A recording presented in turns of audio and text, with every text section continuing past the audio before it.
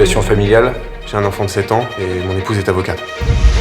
C'est un choix qu'on a fait ensemble et j'assume les conséquences. Oh, ouais. Enfant, je pars pour la patrie. Je suis heureux d'être là. Non, pourquoi t'es pas là?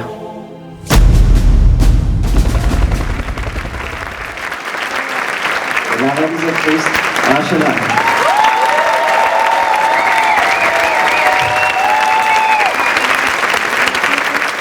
Déjà, je suis très heureuse d'être là. Je remercie la quinzaine de nous avoir fait cet honneur de nous inviter. Ça va être une première projection pour l'équipe. C'est un film sur le couple et sur comment est-ce qu'on survit en territoire hostile et comment on essaye de garder l'amour bien vivant dans des conditions pas évidentes. Ça va les gars, on tient le coup. Vous êtes à l'infirmerie dans 10 minutes, d'accord?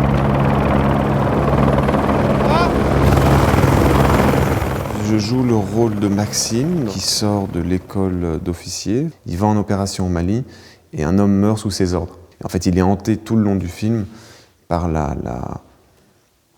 par l'idée qu'il a mal fait. En tout cas, c'est la première fois qu'il est confronté à la mort, pas la sienne, et surtout la culpabilité d'avoir mal fait, quoi.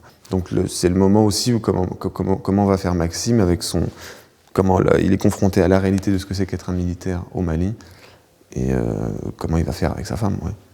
Il me semble comme s'il ne pouvait plus partager certaines choses qu'avec ses compagnons ou ses hommes. C'est bloqué. Il y a des gens avec qui je joue qui ne sont pas des acteurs, qui sont des anciens légionnaires. Clap. Action voiture. Et donc c'est très bien d'être avec des gens qui ont notre expérience de la vie, plus Rachel, qui est un personnage très étrange aussi, je dois dire la vérité, une espèce d'empathie folle pour les légionnaires, je pense, pour les légions étrangères. On va essayer de les faire traverser en même temps quand même, et si ça marche pas, on échelonne. Moi je suis réserviste dans la vie, et j'ai ma première expérience militaire, j'avais 20 ans, et quand j'en suis sortie, je me suis dit comment est-ce que les hommes peuvent trouver dans la vie civile l'intensité qu'ils trouvent dans leur vie militaire avec leurs compagnons d'armes, leurs frères d'armes, comment les épouses peuvent être à la hauteur de l'intensité de cette relation. Plus tard m'est venue la deuxième problématique, c'est comment les hommes peuvent être à la hauteur de l'attente des femmes qui attendent pendant longtemps, qui sont comme ça dans une incertitude totale de est-ce qu'il va revenir, est-ce qu'il va être blessé physiquement, psychologiquement ou bien mort. C'est quand même un statut très particulier d'avoir la mort comme hypothèse de travail dans un couple comme ça. Voilà, parfait, on se resserre un peu. Voilà. I'm playing a legionnaire. His name is Vlad.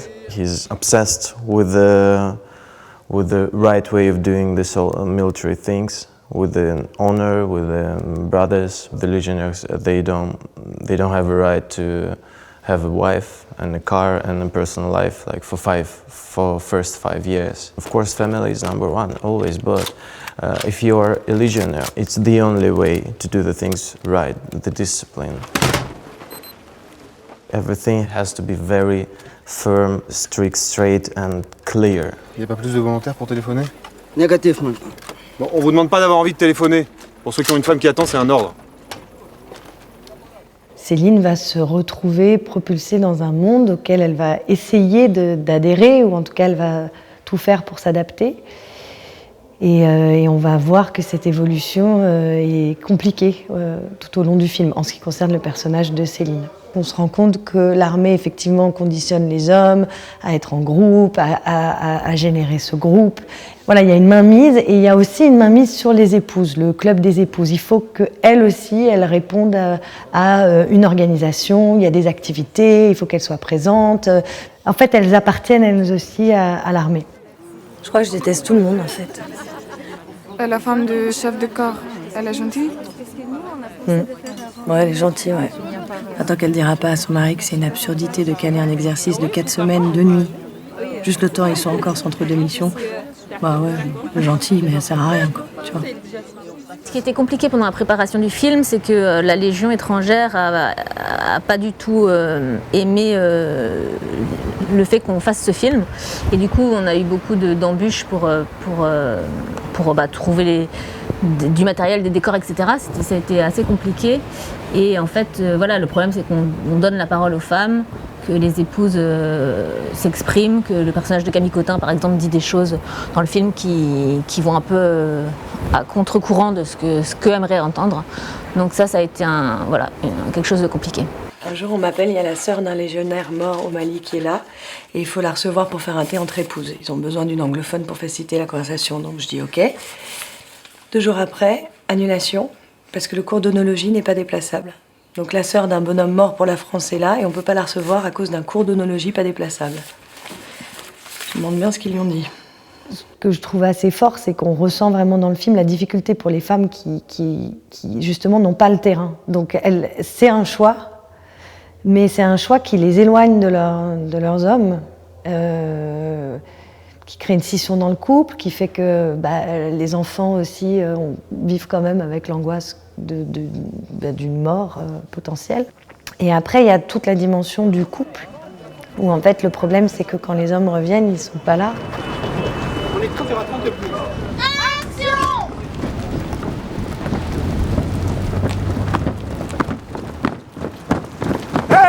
Enumera!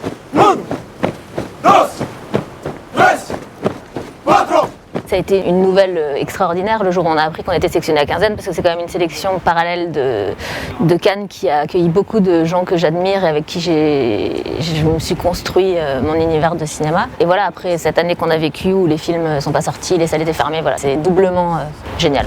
Ce n'est pas Dieu. Il y aura de quoi faire des histoires, faire des envieux. Et au final, t'auras ta part, t'auras pas mieux.